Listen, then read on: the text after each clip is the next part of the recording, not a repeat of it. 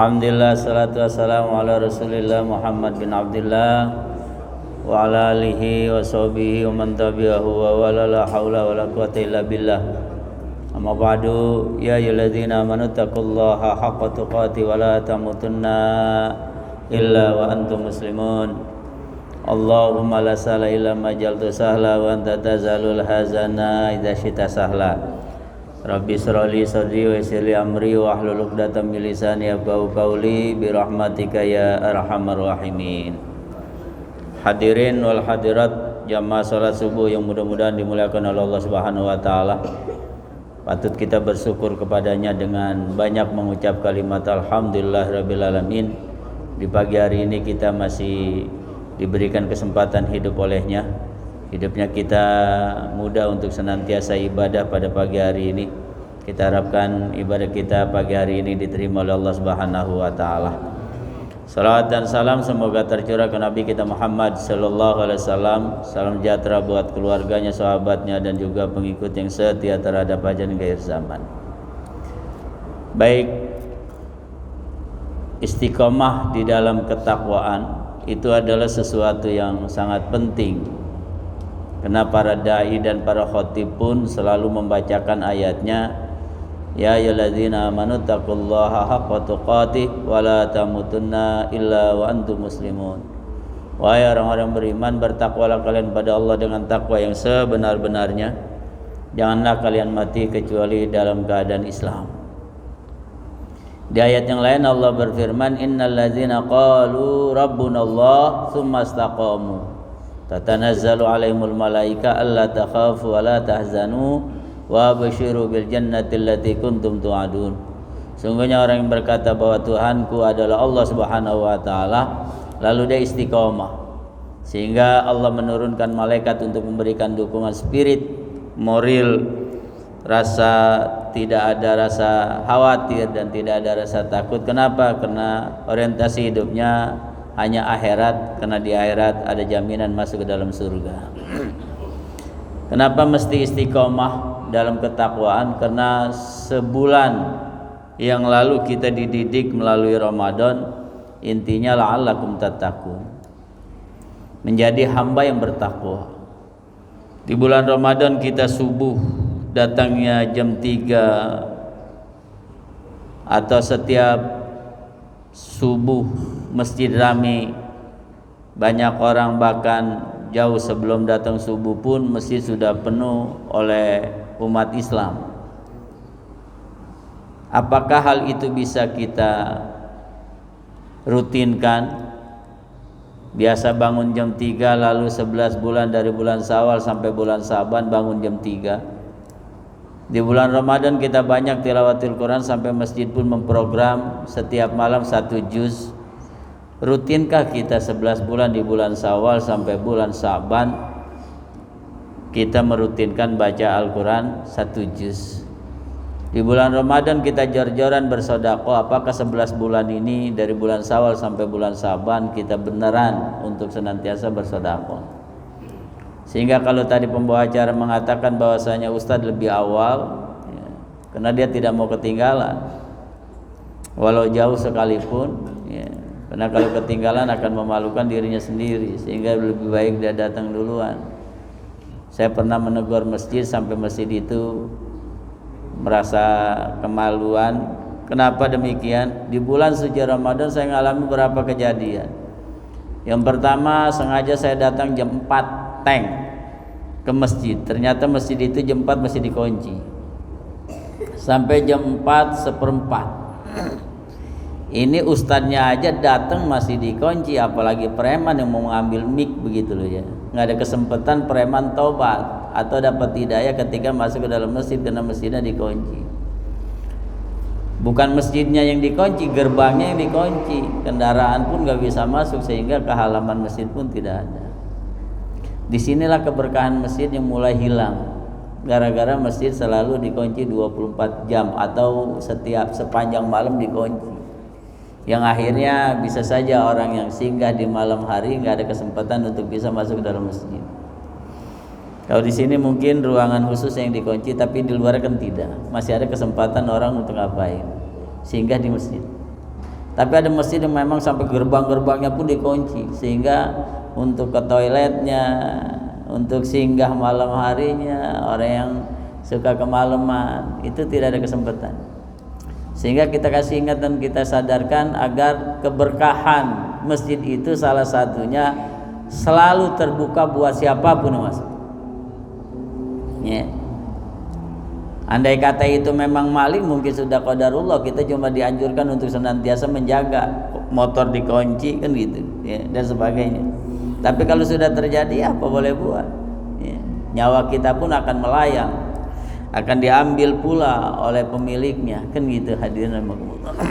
Itu satu keberkahan yang sudah mulai hilang. Makin kota, makin ramai masjid selalu, ya. Bahkan sekarang udah ada CCTV, tapi masih nggak percaya juga gitu loh. Tetap dikunci, sana kunci, sini kunci, sehingga tidak ada kesempatan orang untuk ngapain, masuk ke dalam masjid. Dan itu satu kelemahan masjid, ya. Yang kedua, orang tua risih dengan banyak anak kecil. Itu keliru besar. Alasannya apa? Ya, berisik. Namanya anak-anak gitu.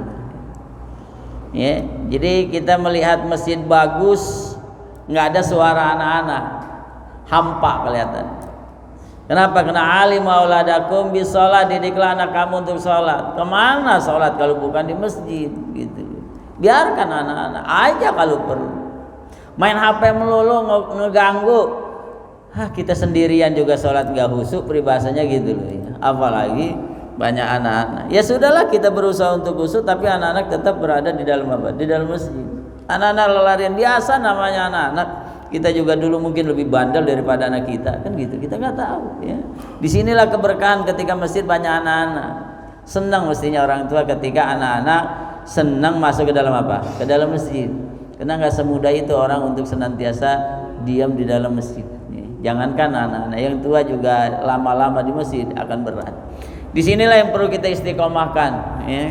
Jangan sampai gara-gara anak-anak lalu kita, ya, sampai melarang karena ada masjid, orang tuanya komplain, anak-anaknya trauma masuk ke dalam masjid. Karena ketika masuk ke dalam masjid, orang yang di masjid itu marah-marah, sampai anak itu trauma beneran, nggak mau masuk ke dalam masjid. Itu sampai seperti itu jangan sampai hadirin, ya. Sebandelnya anak-anak, namanya anak-anak, kalau diingatkan pasti sadar. Tapi orang tua jangan sampai membuat anak trauma untuk masuk ke dalam masjid. Dan itu berbahaya buat dirinya juga buat orang tuanya, termasuk kita sebagai masyarakat. Sehingga hal ini harus saya sampaikan, kita harus istiqomah. Ada beberapa tanda orang istiqomah. Satu, kata Nabi, may yuridillahu khairan yufaqihu fiddin. Siapa yang dikehendaki baik, maka dia akan dikasih pengertian oleh Allah Subhanahu wa taala. Yufaqihu fiddin. Paham di bidang agama, paham di bidang din. Sehingga ibadah ini mesti harus didasari ilmu. Maka orang yang dikasih pengertian oleh Allah, otomatis cara keduanya adalah selalu belajar, mendengarkan nasihat. Wa tawasaw bil haqqi wa tawasaw bis sabri wa tawasaw bil marhamah. Saling nasihati di dalam kebenaran. Caranya dengan sabar. Tujuannya adalah wa tawasaw bil marhamah, agar di antara kita ada nilai kasih sayang.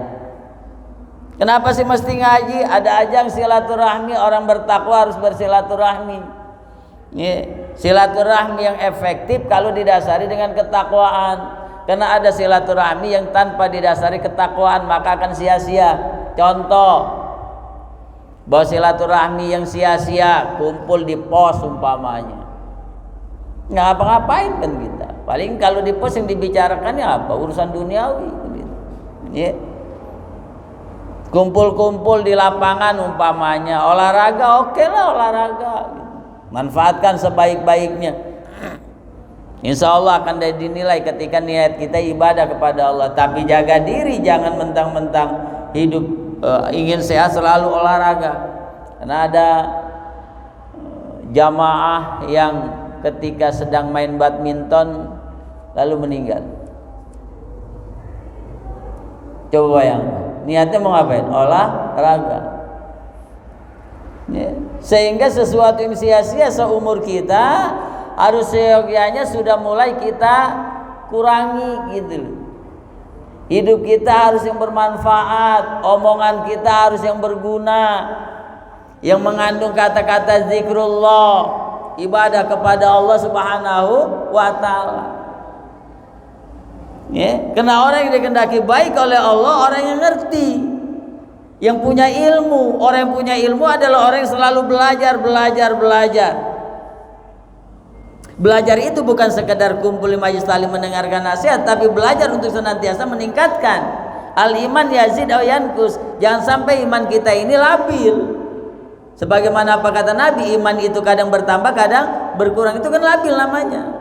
Masa usia udah 60 tahun masih labil juga iman kita? Kan gitu loh. Ya. Mau sampai kapan keistiqomahan kita? Ya. Kalau seusia 60 tahun masih main catur juga umpamanya, nggak mengharamkan catur, enggak. Tapi seusia 60 tahun masih kena hobi gitu, main catur, hobi mancing terus hobi. Yang dibicarakan mancing di mana nih empang? Kan sholat juga Ustaz, ya sholat lah, tapi ya. Kayaknya begitu loh. Ketika hanya mengandalkan hobi, melampiaskan hobi, sementara pekerjaan itu menyia-nyiakan umur kita dan usia kita tanpa kita sadari, hadirin rahimakumullah, ini adalah pekerjaan yang kurang bermanfaat. Ya. Makanya belajar itu adalah walau 1 jam sekalipun ibadah yang paling tinggi. Man salaka tariqan yaltamisu ilman sahalallahu tariqan ilal jannah. Barang siapa yang melangkahkan kedua kakinya niat untuk mencari ilmu, maka orang itu dimudahkan jalan menuju apa? Menuju surga. Kita kan yang namanya kumpul di masjid hanya 1 jam, Masya Allah ngantuknya bukan main gitu loh. Ya yeah? Senderan asik gitu kan, ujung-ujungnya dikit-dikit ngantuk kan, itu godaannya sangat luar biasa hadirin. Belum lagi pantatnya ke kanan ke kiri goyang terus gitu kan ya, Masya Allah. Tapi nilainya sangat apa? Sangat besar ya. Besarnya bukan main, walau hanya di masjid duduk tidur pun dapat pahalanya, nggak dimarahi lagi gitu, cuma disindir dikit. Coba bayangkan, pahalanya besar. Emang udah uzur, udah umuran gitu kan, duduk senderan, bari belojor, main pijit-pijitan gitu kan. Subhanallah hadirin. Ya. Tapi dapat pahala. Bayangkan orang yang hobi mancing, berapa jam dia mancing? Dari pagi sampai sore kadang ada orang mancing. Ya, dapatnya enggak gitu. Bawa pulang mau boleh nyerong, begitu hadirin. Ya, biar kepuji oleh istri, waduh hebat mancing dapat ikan 5 kilo, boleh nyerok, itu bukan mancing. Ya. Manfaatan mana mancing dengan ngaji 1 jam? Kalau hadirin mancing 5 jam dapat pahala, lebih baik aja kita mancing. Ya. Serius ini hadirin. Karena banyak orang-orang yang hanya mengandalkan hobi, karena hobi loh ya. Alasannya hobi, susah dihilangkan. Hobi, saya bilang ini udah usia 60 tahun. Ya, hanya ngeliatin pancing ya, begituan yang diliatin. Sementara Al-Qur'an enggak dibaca, mulut enggak berzikrullah. Ya, di mana keistiqomahan kita dalam 11 bulan dari bulan Syawal sampai bulan Sya'ban, ketemu lagi Ramadan. Sementara Ramadan itu intinya adalah la'allakum tattaqun. Agar manusia bertakwa kepada Allah Subhanahu wa taala. Hadirin, jangan sampai hidup kita ya sia-sia yang kemudian menyesal di kemudian hari tidak ada artinya. Kata Allah Subhanahu wa taala, walau tara idzil mujrimuna nakisu rusim 'inda rabbihim rabbana absarna wa sami'na farji'na na'mal sholihan inna muqinun. Jika kamu nanti melihat orang-orang yang berdosa Orang-orang yang berdosa ini bukan sekedar maksiat hadirin. Ya, berlebih-lebihan dalam sesuatu yang halal pun bagian daripada maksiat. Ketika berlebih-lebihan. Tadi itu sesuatu yang tidak berpahala pun jika kita rutinkan dan kita kerjakan yang menyebabkan sia-sia, itu pun akan menghambur umur kita. Apakah itu tidak termasuk mujrimin, orang-orang yang berdosa? Walau taro idzil mujrimuna nakisu rusim 'inda rabbihim. Nanti orang seperti itu akan malu di hadapan Allah serta dia menundukkan kepalanya di hadapan Allah Subhanahu wa taala karena malu. Sehingga dia berdoa, Rabbana absarna wa sami'na farji'na na'mal salihan inna muqinun. Ya Tuhan kami dengar, kami lihat. Di masjid ada pengajian, di masjid ada Al-Qur'an. Farji'na mal solihan, maka kembalikanlah kami hidup di alam dunia agar kami berbuat amal soleh. Kami akan di masjid 24 jam. Itu orang yang sudah mati penyesalannya. Ya, kenapa? Mukinun, baru yakin. Ya, bahwa orang yang faqih, bahwa orang yang selalu ta'lim itu adalah pahala yang sangat besar, yang akan menjadi harapan bagi kita umat Islam. Jaminannya adalah surga. Ketika kita masih hidup, rintangan, godaan, ya, rasa malas yang sangat tinggi. Beda dengan bulan suci Ramadan, enak perasaan, bangun malam juga asik, walau ngantuk-ngantuk, asik di bulan Ramadan. Baca Al-Quran pun banyak, ya, yang hatam sampai berkali-kali hatam. Ada yang 2 kali, 3 kali, bahkan ada yang sampai 10 kali, kan gitu. Tapi 11 bulan ini, ya, datang ke masjid nunggu azan, peribahasanya gitu, ya. Apalagi Jumatan di bulan Ramadan jam 11 Jumatan udah penuh masjid. Coba bulan Syawal sampai bulan Sa'ban, nunggu azan baru datang ke masjid. Di mana keistiqomahan kita dalam ketakwaan kepada Allah Subhanahu wa taala? Di bulan Ramadan kita rajin ibadah, wajar, karena bulan Ramadan setan aja nggak beraktivitas. Ya. Bulan penuh keberkahan, angin surga Allah hembuskan ke alam dunia, sehingga orang yang nggak biasa ibadah pun di bulan suci Ramadan ibadah. Ya. Yang biasa tidak berjilbab pun, para artis, para, ya, orang-orang awak TV di bulan suci Ramadan pakai apa? Pakai jilbab. Kenapa? Karena angin surga sedang mengembus ke alam dunia, sehingga aura untuk melakukan kebaikan begitu apa? Begitu mudah. Nih 11 bulan dari bulan Syawal sampai bulan Sa'ban. Mudahkah kita melakukan kebaikan? Tidak, hadirin. Ya, makanya kita berusaha untuk senantiasa belajar agar apa? Agar muncul sebuah keistiqomahan dalam ketakwaan kita kepada Allah Subhanahu wa taala. Jangan sampai hidup kita apa? Menyesal. Dalam surah Al-Mulk, idza ulqiya faujun salam khazanatuha alam ya'tikum nadhir qalu bala qad ja'ana nadhir. Ketika ahli neraka sedang jalan menuju neraka, yang kemudian dia mau dialungkan, neraka sendiri hampir ingin memeledakkan diri saking keselnya kepada ahli neraka. Terutama orang Indonesia, badannya kecil-kecil kok berani masuk ke dalam apa? Ke dalam neraka. Takad utama yazuminal ghaiz. Ini neraka sendiri kesel sampai mau meledakkan diri karena melihat manusia satu persatu dialungkan ke dalam neraka, padahal manusianya nggak gede, gitu, kecil. Lalu kok kenapa berani masuk ke dalam neraka? Memangnya saat di dunia tidak ada nazir. Apa tuh nazir? Pemberi nasihat yang mengingatkan. Memangnya tidak ada pengajian, gitu. Qalu bala qad ja'ana nadhir.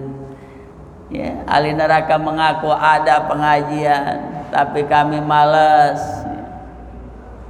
Ada pengajian, tapi kami lelet. Ada pengajian, tapi kami tidur melulu, umpamanya gitu. Ya. Itu manusia, hadirin. Sudah diberitakan oleh Allah Subhanahu wa taala. Ya. Sampai dia nyadar bahwa ada pengajian tapi dia tidak terima. Ada pengajian tapi dia tidak rutinkan untuk senantiasa ikut dalam pengajian, sehingga terjadilah penyesalan-penyesalan yang tidak ada artinya. Walau dia dengar, walau dia melihat sekalipun. Itu yang kedua, sehingga belajar itu sesuatu yang sangat penting. Yang ketiga, agar kita senantiasa istiqomah dalam ketakwaan. Kata Allah Subhanahu wa taala, tilka ummatun qad khalat laha ma kasabat walakum ma kasabtum. Itulah umat-umat terdahulu yang diceritakan dalam Al-Qur'an. Dengan apa mereka sampai viral dalam Al-Qur'an, sampai dimuliakan oleh Allah Subhanahu wa taala? Umat-umat terdahulu laha ma kasabat walakum ma kasabtum. Mulianya orang dulu karena ada kasab. Apa tuh kasab? Ada usaha. Begitu pula kita, kata Allah, kalau ingin mulia harus punya usaha. Usaha di sini tuh apa? Ikhtiar. Ada keseriusan. Dalam hal ibadah pun harus terus menerus, karena ibadah itu berkesinambungan. Baca Al-Quran bukan hanya di bulan suci Ramadan, setiap hari kita harus lantunkan ayat suci Al-Quran. Sholat bukan hanya di bulan suci Ramadan toh, setiap saat kita dianjurkan untuk senantiasa sholat, zuhur, asar, maghrib, isya dan subuh. Puasa pun bukan hanya di bulan suci Ramadan, ada kesinambungan. Inilah yang disebut usaha, kasab kita. Lihat Ashabul Kahfi, sampai Allah bakukan nama suratnya Al-Kahfi, surat pertengahan dalam Al-Quran. Surat ke-18, hadirin rahimakumullah. Itu kisah anak muda yang berhadapan dengan penguasa yang zalim, lalu dia dikejar-kejar, singgah di goa yang kemudian tidurnya nggak tanggung-tanggung 350 tahun. Nggak diceritakan sholatnya bagaimana, nggak diceritakan puasanya gimana. Usaha Ashabul Kahfi cuma menyelamatkan keimanannya, singgah di dalam gua kemudian tidur. Dan itu cerita Ashabul Kahfi. Usahanya itu indah kelihatannya, dalam rangka menyelamatkan apa? Keimanannya kepada Allah Subhanahu wa taala. Kita penghujung hayat kita, usaha kita apa yang bisa dimuliakan oleh Allah? Gitu loh yang harus kita tanya. Ashabul Kahfi itu menyelamatkan imannya sampai Allah takdirkan tidur ratusan tahun, dan itu mulia serta menjadi satu pelajaran buat kita umat Islam. Dan itu selalu kita baca, setiap malam Jumat dan hari Jumat. Kalau kita tahu artinya, subhanallah, itulah Ashabul Kahfi. Nggak ada cerita lain, nggak ada. Ceritanya dia singgah di dalam gua, kemudian tidurnya pun ratusan tahun. Coba kita tidur 2 hari aja di masjid, gimana kira-kira? Kalau nggak dimasukkan ke kurung batang, taruhannya kan gitu. 2 hari masalahnya. Ini Ashabul Kahfi, hadirin. Itulah yang disebut qad khalat laha ma kasabat walakum ma kasabtum. Umat-umat terdahulu. Maka kita pun harus demikian, ada ikhtiar, usaha mendidik anak, nggak ada hentinya, butuh kesabaran.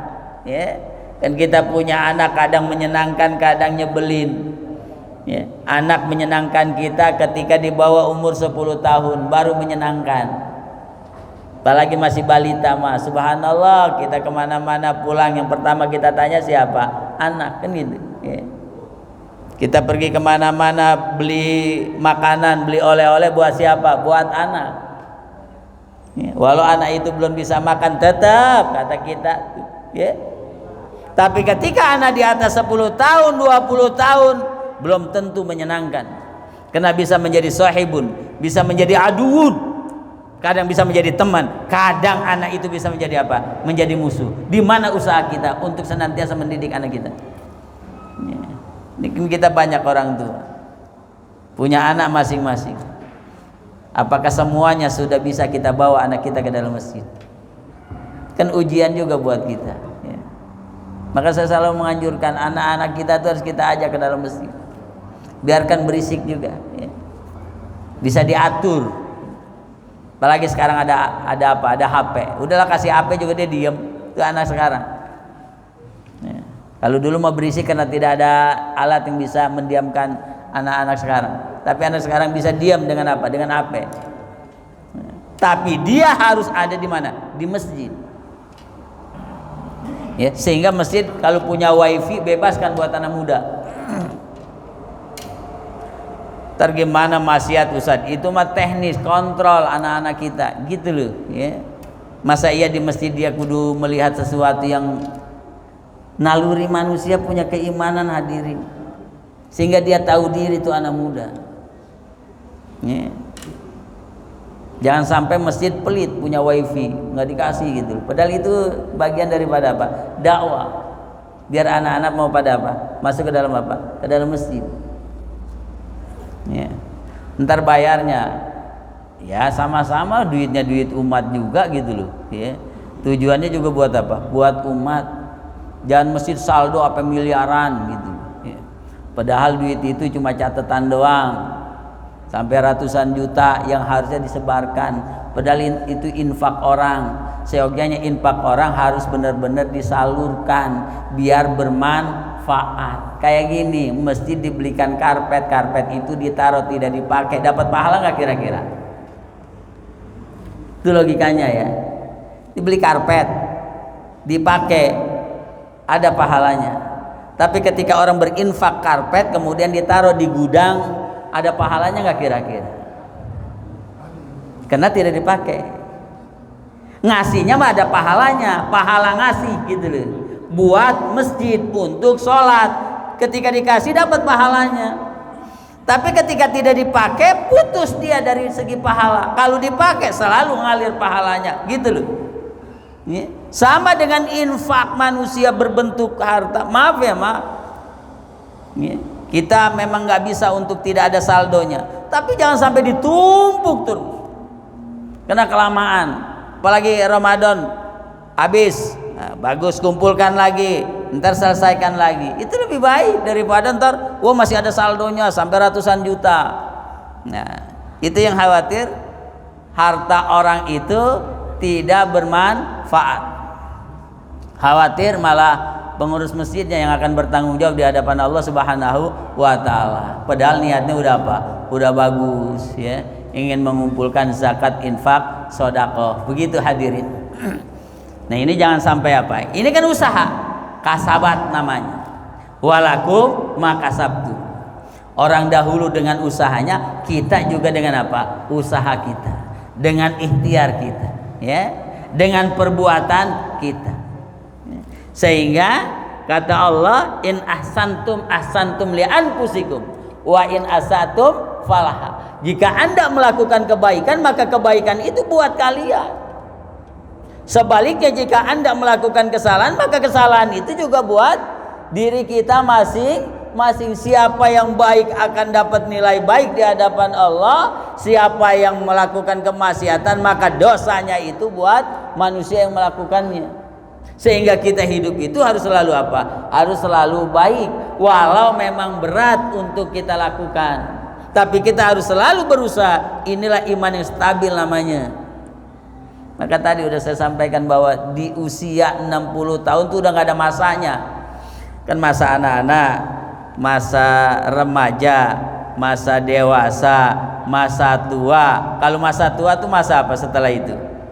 Nggak ada masa lagi setelah masa tua. Yang ada adalah masa innalillahi wa inna ilaihi rajiun. Udah nggak ada harapan lagi kalau udah masa seperti itu. Umur 60 tahun, fisik udah makin berkurang. Bertambahnya umur, kesehatan udah makin apa? Makin rapuh. Tenaga udah makin berkurang. Adat doang yang gede, biasanya begitu. Di sinilah yang harus kita koreksi diri kita. Mau ngapain lagi kalau bukan mengharap kematian dalam keadaan husnul khotimah. Ketika kita berharap mati dalam keadaan husnul khotimah, maka satu-satunya jalan adalah selalu melakukan kebaikan. Ya. Hindari sesuatu yang mubazir. Hindari sesuatu yang tidak berguna. Hindari sesuatu yang tidak bermanfaat buat kita. Hidup ini singkat peribahasanya. Kalau kita tidak memperhatikan hal ini, khawatir ya kita akan menyesal di hadapan Allah Subhanahu wa taala. Maka contoh orang-orang dahulu begitu mulia dengan usahanya. Maka kita pun akan dimuliakan oleh Allah dengan usaha kita masing-masing apapun bentuknya. Sehingga amal ibadah mana yang bisa membawa kita ke dalam surga? Apakah sedekah kita? Ya, apakah salat kita? Apakah puasa kita? Belum ketahuan. Kecuali nanti di hadapan Allah kita akan baru ya. Oh, amal ini yang memuliakan kita di hadapan Allah Subhanahu wa taala. Kalau sekarang belum bisa, sehingga selalu ya harus berbuat apa? Berbuat baik. Itu yang ketiga. Ya. Sementara yang keempat, hadirin rahimakumullah, kita harus sadar bahwa perbuatan kita selalu disaksikan.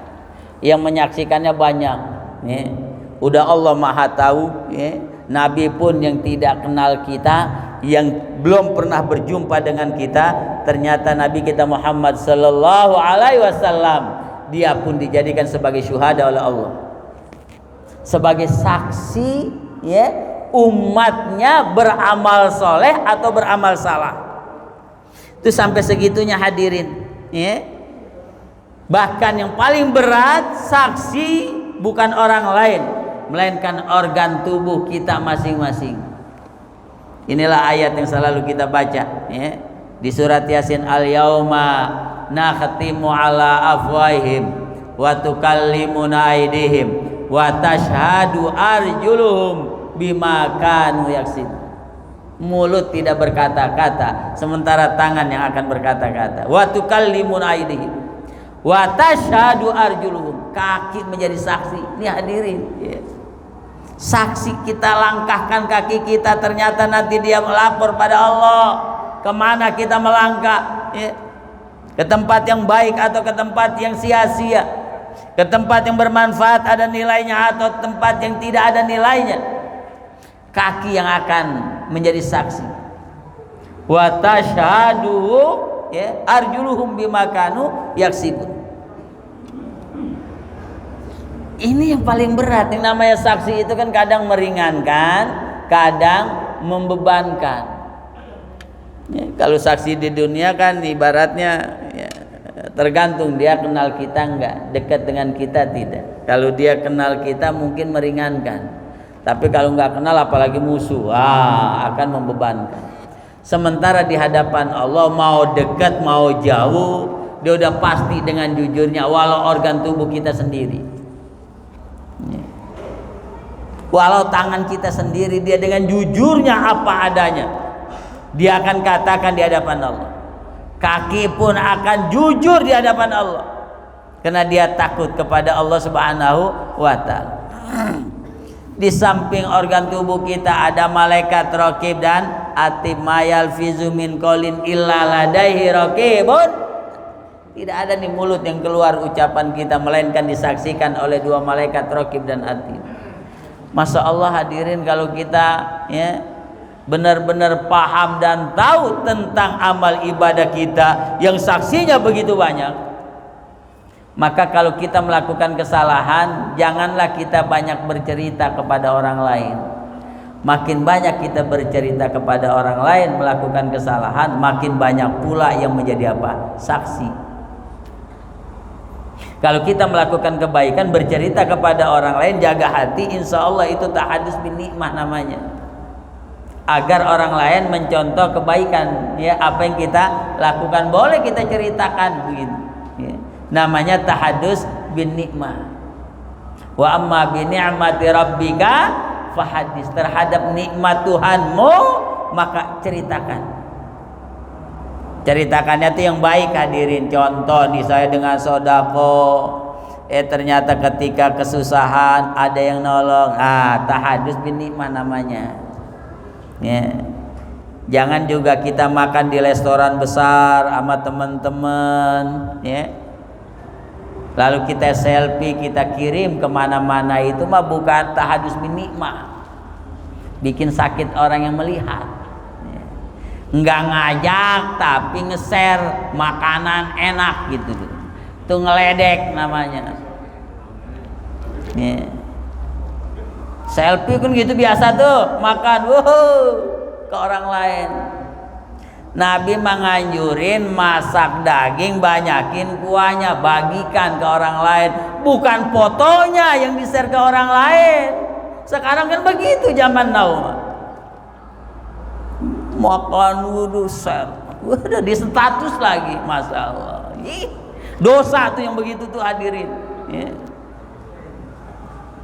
Orang lain tahu itu bukan tahadus bin nimah. Ya. Kalau tahadus bin nimah ini contoh ya. Dulu pernah saya ceritakan. Ini kisah nyata beneran. Ketika di sini ada santunan anak yatim, tahun berapalah waktu itu? Berapa tahun yang lalu? Jam 8 mulai acara ya, sampai siang. Kebenaran saya diundang suruh bawa anak yatim waktu itu. Saya bawalah anak yatim 8 orang, 7, 8 sama saya. Namanya Tanjung Burung kan masih kampung banget. Kalau pagi nggak ada sarapan, tukang uduk belinya jauh, sehingga berangkatnya udah minum doang. Ya, berangkat udahlah. Saya yang bawa mobil waktu itu, mobil Avanza.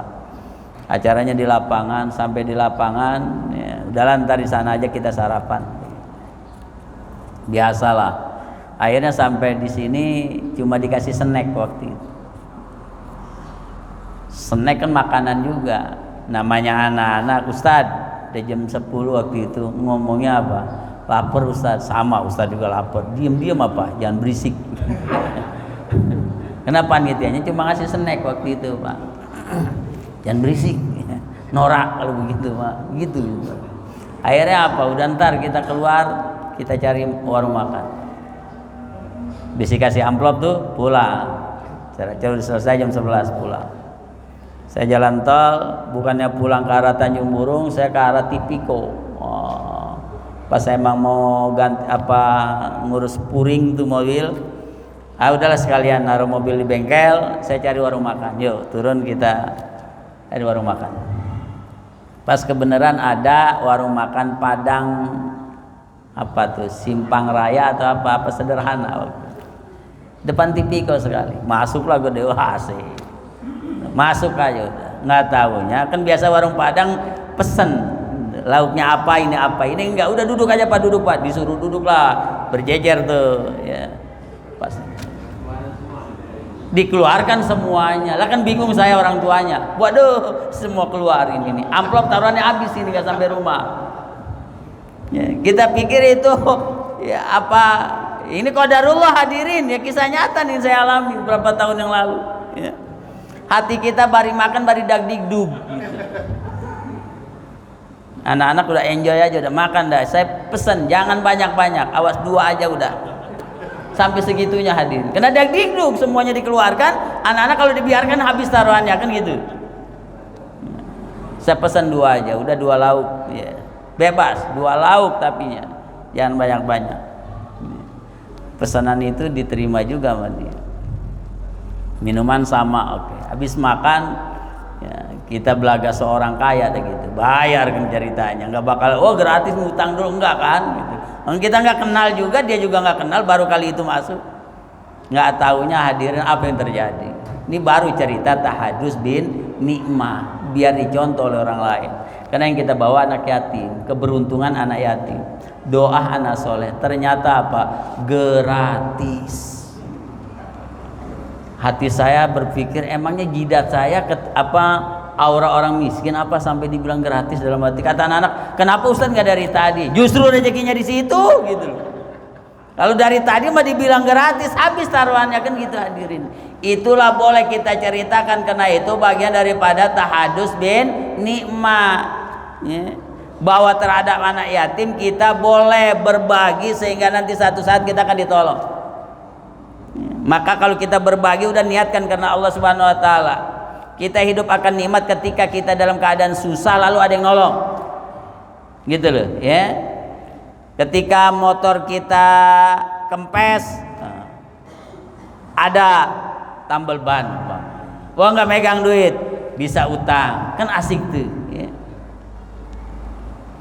Saya pernah nggak kenal lagi hadirin. Ini bagian daripada ta'adus bin nikmah. Maka sabat walakum maka sabat, tergantung perbuatan. Di Polri saya ngisi pengajian, bawa motor. Saya kalau sendiri itu lebih asik bawa motor daripada bawa mobil, merasa paling gede gitu ya, bawa motor ya. Jamaahnya perempuan. Ketika keluar pengajian sore waktu itu jam 4, jam 4-an, nggak taunya bantu kempes, nggak kempes, mati ya kalau nggak salah, mati waktu itu. Akhirnya udah nyari bengkel, ada 2 kilo perjalanan. Ustaz jauh, mana emang? Ke ujung sana. Akhirnya jalan-jalan, ada orang manggil, Ustaz, kenapa motornya? Padahal nggak kenal saya juga, baru kali itu ngeliat. Tapi dia memanggil saya Ustaz. Duh, ini orang kayak kenal aja gitu loh. Padahal baru kali itu berjumpa. Kenapa emang? Enggak, ini mati. Ya, saya belaga biasa aja. Kena waktu asar, sholatlah dulu. Ketika habis sholat malah dia paranin saya, Ustaz kenapa emang motornya? Mati nih, nggak tahu nih ya. Baru kali ini mati gitu. Nggak bisa, motor sekarang kan nggak ada ongkelannya gitu. Udah akhirnya ke bengkel. Udah sini Ustaz lah, saya bawa. Orang belum kenal, hati saya dag-digdug, ini motor mau diambil atau apa gitu ya. Tapi saya disuruh, Ustaz masuk aja ke dalam. Nah saya yakinnya masuk ke dalam berarti kan rumah dia gitu. Dia sendirian gitu. Akhirnya udah, motor saya bawa. Ya, Ustaz duduk sini. Hati saya bari dag-digdug, nih motor diambil atau apa nggak tahu dah, urusannya tawakal pada Allah. Berapa menit kemudian datang lagi, Ustaz tunggu di sini, ntar saya seduhkan kopi. Habis seduhkan kopi apa tuh hadirin ya, itu motor ternyata memang dibawa sama dia ke bengkel. Sampai dibawa, udah Ustaz pulang, ini motor udah hidup ya. Kita berjumpa baru pertama kali ketemu, semoga kita ketemu lagi. Coba bayangkan, asik gak tuh kalau begitu hadirin ya? Walau awalnya dag-digdug, tapi ternyata itu nasrullah, pertolongan dari Allah Subhanahu wa taala. Itulah yang menjadi nikmat hidup kita. Ketika kita memang berbuat baik, ketika kesusahan ditolong oleh Allah Subhanahu wa taala. Begitu pula kalau kita di dunia berbuat baik, beramal soleh, masa iya nanti di alam kubur kita diabaikan? Begitu. Asal benar-benar wala tamutunna illa wa antum muslimun. Matinya kita tetap istiqomah dalam keislaman, istiqomah dalam ketakwaan, istiqomah dalam beramal soleh, istiqomah dalam berbuat kebaikan, baik kepada Allah maupun berbuat baik kepada sesama manusia ya. Jangan ada rasa dengki, jangan ada rasa dendam ya. Karena hidup ini bukan sekadar untuk dunia, tapi kita hidup di dunia menuju alam akhirat. Alam akhirat itulah yang baku, yang kekal dan abadi. Kalau bahagia, bahagia selama-lamanya. Kalau sengsara, sengsara selama-lamanya. Oleh karena itu hadirin rahimakumullah ya, seusia kita yang udah di atas 40 tahun, 50 tahun, 60 tahun, perhatikan itu ya. Janganlah kita melakukan sesuatu yang sia-sia, sesuatu yang tidak bermanfaat ya. Maka berbuatlah dalam kondisi apapun ya. Makanya sebaik-baik manusia yang menjadi da'i, wa man ahsanu qaulan mimman da'a ilallah ya. Siapa sih yang terbaik ya ucapannya, melainkan da'a ilallah, orang yang senantiasa mengajak ke jalan Allah Subhanahu wa taala. Maka kita semua yang hadir pada kali ini bisa menjadi dai, penyeru untuk jalan menuju Allah. Gimana caranya? Anak-anak kita gitu loh ya. Keluarga kita, istri kita ya. Itu kan bagian daripada da'a ilallah. Audien yang harus kita ajak jalan menuju Allah ya. Subuh ajak anak kita ke masjid, punya istri satu, ajak istri kita satu ya. Kalau dua mah kerepotan kali gitu, satu aja dulu kita ajak ke masjid. Subhanallah, ketika kita sudah terbiasa berjamaah bareng di masjid, rasa nikmat sangat luar biasa hadirin ya. Jangan sampai kita hanya sibuk dengan urusan dunia, nggak taunya udah tua. Ya. Ini saya ceritakan satu yang paling menarik. Di bulan suci Ramadan kemarin, saya punya jadwal subuh hari Minggu di Kecamatan Larangan. Di situ ada masjid di depan Kecamatan Larangan, Ciledug sana. Jam 4 saya udah selalu standby. Tujuannya biar jalan jam 3 karena Ramadan sahur di jalan, bawa bekal. Pas sampai di dekat masjid itu, saya sendiri bawa mobil, kemudian santap sahur sendiri. Lagi santap sahur, ada orang yang kelihatan remeng-remeng lagi jalan, tapi jalannya lama banget gitu, percis kayak perapatan situ ke masjid sini. Padahal kan dekat, berapa menit juga sampai. Nyatanya ya sampai setengah jam baru sampai. Ini orang atau apa? Orang ini menjauh apa mendekat? Karena malam ya, masih jam 4 itu kan cuaca masih apa. Ternyata makin dekat ya Allah, orang itu tangannya udah keriting, kakinya memang sudah tidak berdaya, kayak orang pernah stroke begitu mungkin. Mau kemana Pak? Saya nanya. Mau ke masjid. Subhanallah. Tuh jalannya celuk, berhenti. Celuk lagi melangkah, berhenti lagi. Boleh jadi cuma ratusan meter sampai setengah jam mau ke masjid. Masa iya kita nunggu ke masjid kalau sudah apa? Kondisi seperti itu. Kenapa? Karena nanti kita akan merasakan hadirin ketika orang sudah tidak berdaya, yang namanya orang Islam baru punya rasa kesadaran untuk berbuat kebaikan. Ini yang perlu diperhatikan. Ya. Saya sampai meratap diri saya, dan ketika ngisi pengajian orang itu nangis. Kenapa? Hatinya ingin melakukan kebaikan tapi daya sudah tidak ada. Tenaga sudah berat. Mau ke masjid aja dari jam 4 sampai subuh baru sampai. Sementara ketika badan sehat hanya nunggu azan. Iya kan? Orang itu nangis ketika saya sampaikan seperti itu. Kenapa? Karena kita satu saat ingin melakukan kebaikan, asik melakukan kebaikan, tapi ketika kondisi kita sudah lemah, yang ada hanya mengocorkan air mata. Mau sodako, ya, duit sudah tidak ada, saat kaya lupa. Ya, mau sholat berjamaah lagi gagah berat. Ya. Sementara sekarang lagi semangat pengen apa? Sholat senantiasa on time berjamaah, tetapi tenaga sudah mulai rapuh. Ini kesempatan-kesempatan untuk senantiasa berbuat baik. Harus selalu kita tunaikan. Jangan sampai kondisi udah seperti itu orang baru merasakan nikmat ibadah. Walau jalannya lama hadirin, orang seperti itu baru akan merasakan nikmatnya ibadah. Ilustrasinya nih salah satu, ketika kita punya orang tua, kita kadang suka kurang perhatian sama orang tua. Mungkin karena ekonomi kita masih lemah atau apa, atau memang keturunan kita orang-orang pelit umpamanya gitu. Ketika punya orang tua, kita suka agak sedikit nggak bagus gitu. Tapi kita akan merasa kangen ketika orang tua kita sudah tidak ada. Pasti itu, semua orang akan mengalami seperti itu. Disitulah baru merasa ya kangen sama orang tua ketika ingin berbuat baik dengan orang tua, ternyata orang tua sudah tidak ada. Apa yang terjadi? Hanya bisa mengocorkan air mata. Ketika melihat orang tua kita berbuat, ya Allah, kalau itu memang orang tuaku, aku punya mobil, aku ajak orang tuaku, aku makan enak bareng dengan orang tuaku, kita baru akan merasakan kenikmatan hal seperti itu. Padahal saat orang tua kita masih ada, sombongnya bukan main seorang anak. Sampai di TV orang tua dipenjarakan oleh anaknya sendiri. Nauzubillah min dzalik. Itu di dunia hadirin.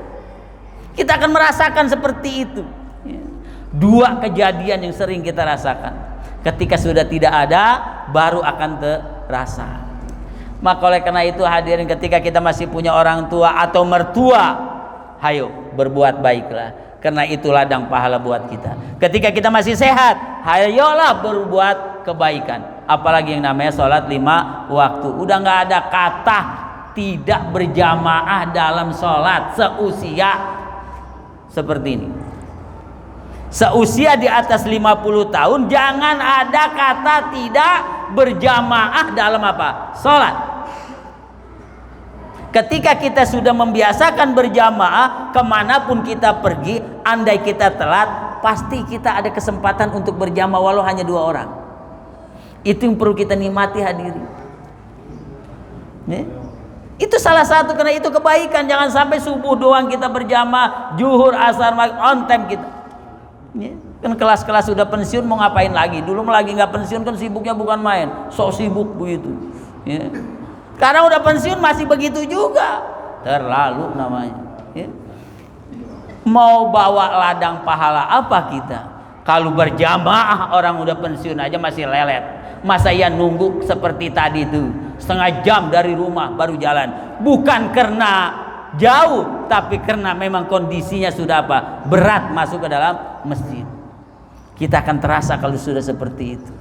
Maka oleh karena itu, mumpung masih sehat, 5 perkara ambillah 5 perkara sebelum datang 5 perkara. Salah satunya sehat sebelum apa? Sakit. Mudah-mudahan kita senantiasa diberikan kemudahan oleh Allah Subhanahu wa taala untuk senantiasa ibadah sampai akhir hayat kita.